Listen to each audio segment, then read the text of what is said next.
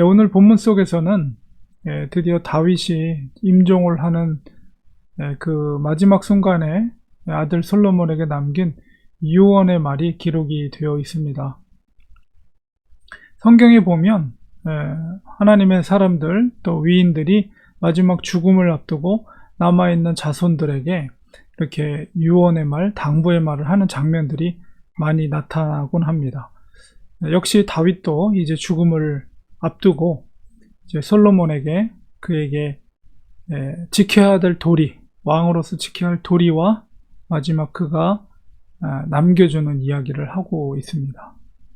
다윗의 유언은 크게 이제 두 파트로 나눠집니다. 하나는 수직적인 하나님과의 관계 속에서 너가 어떻게 해야 할 것인가. 그리고 수평적인 관계 속에서 앞으로 아들 솔로몬이 나라를 다스릴 때 걸림돌이 될 수 있는 부분들에 대해서 다윗이 그 정적들을 제거할 것을 요청하는 부분입니다.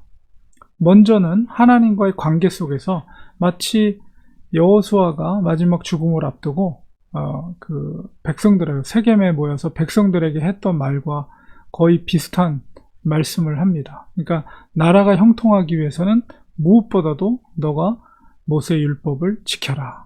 그것을 기록한 대로 지켜라. 그러면 너가 무엇을 하든지 어디로 가든지 형통할 것이다.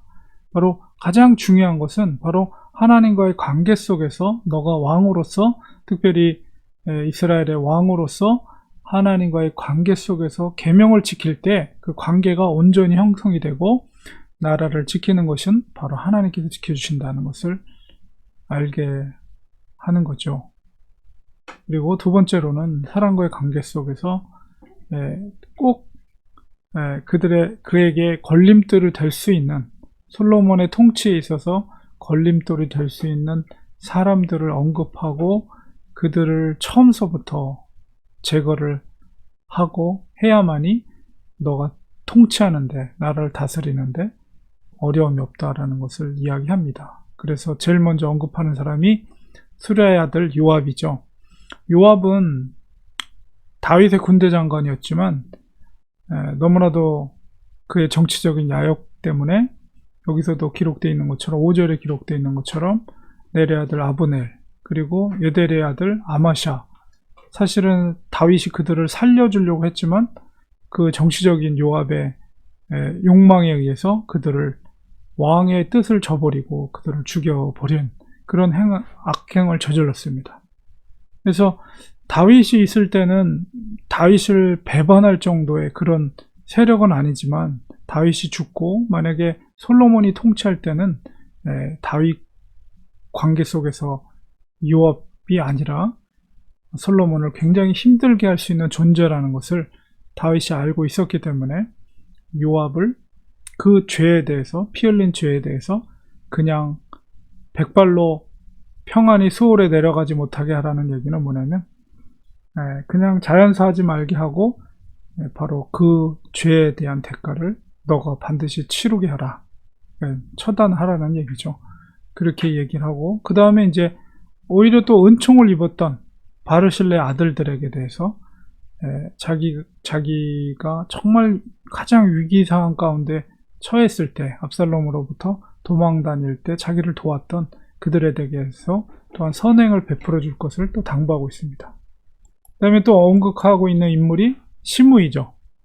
베냐민 사람 시므이, 게라의 아들 시므이가 사실은 통치자의 왕을 저주한다는 것은 율법에도 금한 일이거든요. 근데 다윗이 그 저주하는 말을 들으면서도 그것을 하나님의 음성으로 들었고 또한 돌아올 때 그가 이제 맞이하면서 내가 너를 칼로 죽이지 않겠다는 여호와의 이름으로 맹세했기 때문에 죽이진 않았지만 그러나 솔로몬에게는 그것을 언급합니다. 그리고 시므이가 베냐민 지파를 한 1000명 정도를 동원할 수 있는 능력이 있는 그런 사람이었기 때문에 다윗에게 그렇게 배반하며 저주를 퍼볼 정도라면 솔로몬에게도 굉장한 위험 요소가 될 수 있다는 것을 다윗이 깨닫고 그를 또한 처단할 것을 또 요청하고 있습니다.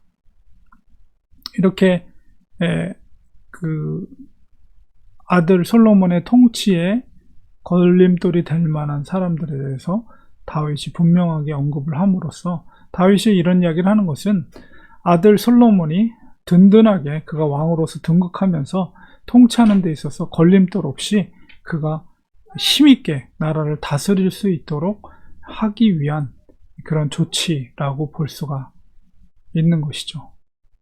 결국 그는 이제 40년 동안의 통치를 마치고 30세에 헤브론에서 왕이 되었으니까 지금 죽는 나이는 70세입니다. 70세에 이제 하나님의 부름을 받고 이제 세상을 임종하는 그런 장면 속에서 40년 동안의 통치 생활을 마치고 이제 임종을 맞이하게 되고, 결국 솔로몬은 그 아버지의 말에 순종하여서 그가 정말 통치하는 데 걸림돌이 될 수 있는 그런 인물들을 이제 처단하는 그런 내용들이 이어지게 됩니다. 이 본문 속에서